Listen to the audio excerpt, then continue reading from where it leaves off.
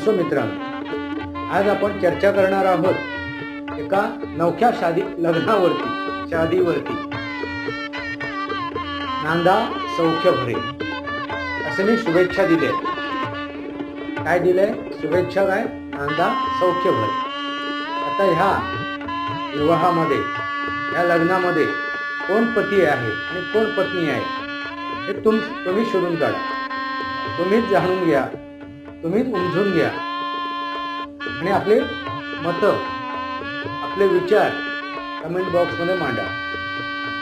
नांदा सौख्य भरे. आली लग्न घटी समीप नवरा,